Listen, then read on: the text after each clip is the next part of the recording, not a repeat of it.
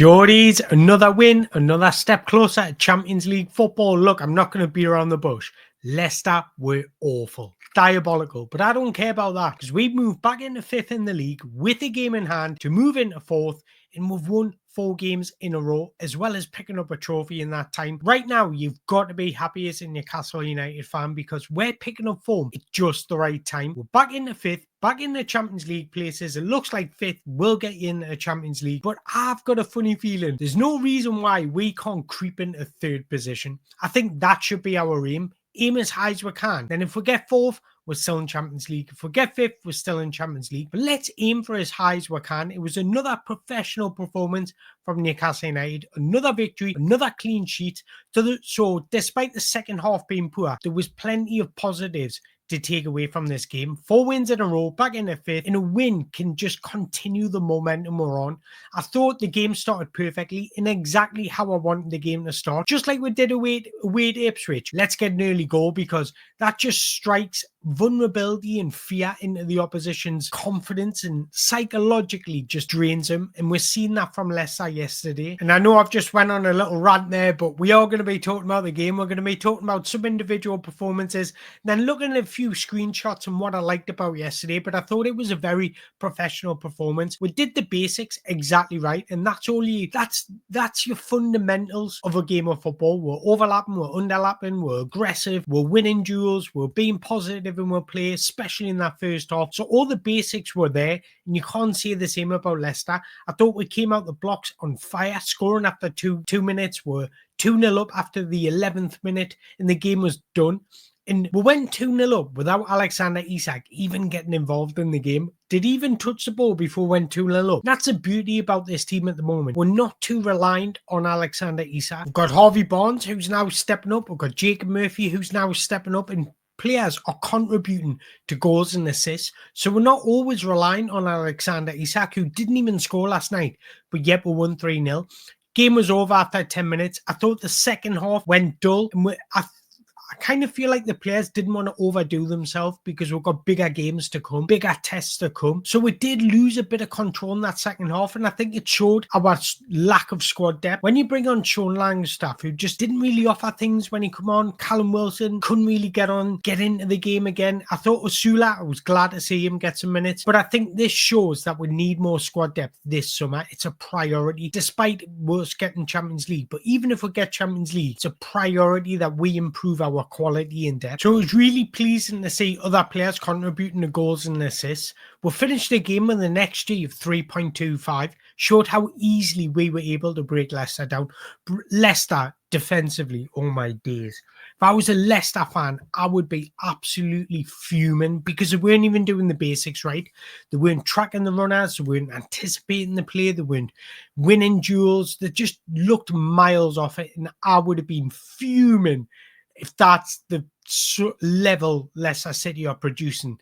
They've went 12 games without a win, 12 games without even scoring at home. That is abysmal. It looked like when we went 3-0 up, I thought this is going to be 5 or 6, but we took the foot off the gas. And look, as long as we're not getting into the habit of doing this, I don't mind it on the odd occasion when we are 3-0 up and we want to conserve energy. But let's not make it a habit, because if it becomes a habit, you can't take your foot off the gas against better opponents. So I thought it's only right to start by one man, Jacob Murphy. 7 goals, 9 assists in the Premier League this season. He scored a brace last night. One of the squad players that every club dreams of. Somebody that's incredibly selfish. He works hard for the team. He's a complete team player. He can provide assists, but he also beginning to add goals to his game. For both these goals, he did exactly what good players do. They gamble on the loose ball and anticipate play quicker than everybody else. I think he's had a really good season, really surprising season, so we need to give him credit for it. He stepped up in crucial moments, but it doesn't take away the fact that we do need more depth in the right wing position. Look at left wing. We've got Anthony Gordon. Now we've got Harvey Barnes to bring on, somebody that we can trust and know that can do a job for us. We haven't got that in the right wing position, so it's paramount that we bring in a right winger in the summer. Whether that's to replace Jacob Murphy or not, you can decide that. Eddie Howe can decide that. but we need more quality in that position, because when Jacob Murphy isn't on it, we need somebody else to step in. If Jacob Murphy gets injured, we need somebody to step in. But huge credit to Jacob Murphy, because he's producing this season. That's all he can ask for. Then a couple other players I think deserves a mention. Harvey Barnes, 6 goals, 3 assists in 1,077 Premier League minutes this season. That's very impressive. I thought he was bright. He was positive in the first half. He was trying to be his man. He was trying to make things happen. He dropped off in the second half, but he wasn't the only one. He stepped up in crucial moments in the absence of Anthony Gordon. Everybody was worried about losing Anthony Gordon because he offers so much offensively. But Harvey Barnes, he's shined, and he's deserved his right to start against Man United, in my opinion. But it also shows the depth at left wing that we do have. We need something similar on the right wing. And what I say, I predicted that Harvey Barnes would score, because players always score against their older clubs. So I was quite happy to see Harvey Barnes starting. But Tino Livramento, let's talk about this guy, because strangely, he looks better on the left than he did on the right. He's producing and performing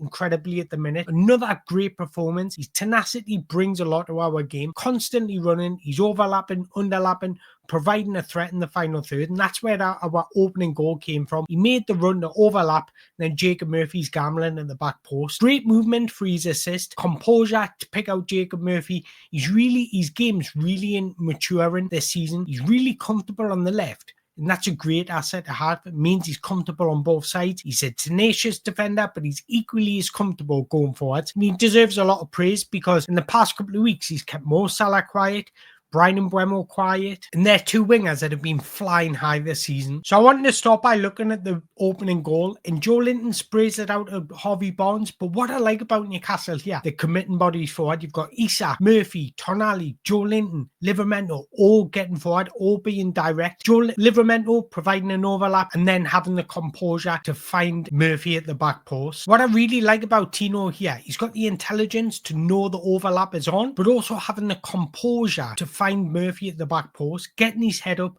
putting the ball into a dangerous area. But Jacob Murphy gambling at the back post, that's what good wingers do. So I'm happy he's doing that. His positioning is really matured under Eddie Howe. And this is where our second goal come from. I mentioned in my preview that Leicester like to have 2 attacking midfielders. You can see Bilal El Kanouche on the left there. What I like about Fabian Shaw here, he anticipates a play. He's aggressive, wins the ball, and that allows him to be audacious with this effort. I would have ate my hat if this went in. Honestly, I would have been buzzing for him. But look at Jacob Murphy. He's anticipating the pass. That's exactly what good wingers do. They find space, look to get him behind. Movement kills in football. And even if Shaw didn't strike there, he's got a ball to play into Jacob Murphy. So even if Jacob Murphy didn't score off the rebound and Shaw played him in, we would have had a 1v1. But again, it just seemed like we wanted it more than Leicester. Leicester sleeping. Their defenders just not even anticipating anything, just being lackluster, just being unaware of any danger around them. But Murphy again, doing what good wingers do, trying to get him behind, looking for rebounds, looking for those second balls, picking up those loose balls. And that's exactly where our second goal come from. And then we're comfortable. And then we can just see the game out after that. And that's exactly what we did. And this is the third and final goal. And again, look at Harvey Barnes. He's tucked in off the left-hand side. And I often say Eddie Howe wants his left winger to do this. But look at his movement. He's gambling on the ball. He thinks that Joe Linton's going to have a strike, which he does. Then he gambles on the goalkeeper parrying it. Goalkeeper parried it in the 6-yard box. That's not what you want from your goalkeeper. But at least Harvey Barnes is getting into good positions to be dangerous. And that's what you need to do. Movement kills in football. I often say that. But I wanted to stop it by speaking about this. And this was when the game's 0-0. Now, I want to talk about our 3 midfielders, because often we see Sandro Tonali being that number 6, being that one that receives the ball off the back 4. But look at him there. I often say our midfielders complement each other so well, because they understand each other's game. If Bruno tucks in, then Sandro Tonali will get ahead of him in playing that Bruno role and allow Bruno to cover for Sandro. The kind of reverse roles just for 5 minutes. And this is where our opening goal comes from. Because Sandro's done that, it takes the player away from Joe Linton. Joe Linton's free to receive a pass now. If Sandro Tonali doesn't do that, then the game's different. So this is what I'm saying is understanding each other's roles. Just even a movement where you don't receive the ball can have a huge impact on a pattern of play. And this is why it's so important to continue to move and rotate throughout the team. And our midfield three are starting to build that chemistry where they understand each other's game. If Bruno wants to tuck in inside his own half, and then Sandro will move forward. Normally, typically, we see Bruno in that second half in that more advanced position.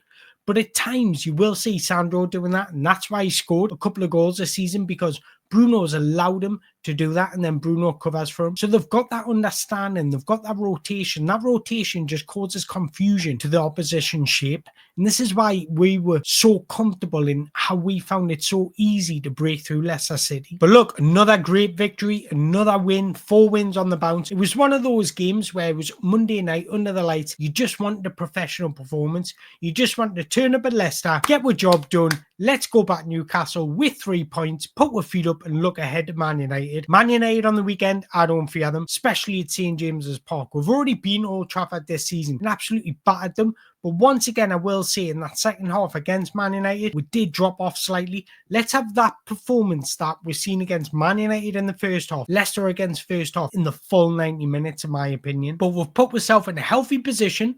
We're now in control of our own destiny, and that's exactly what you want. We win all our games. We qualify for Champions League football, so that must put a smile on your face. So if you've enjoyed this video, make sure you hit that like button, hit that subscribe button. I will be doing more series on midfielders starting tomorrow, but until the next time, away the lads.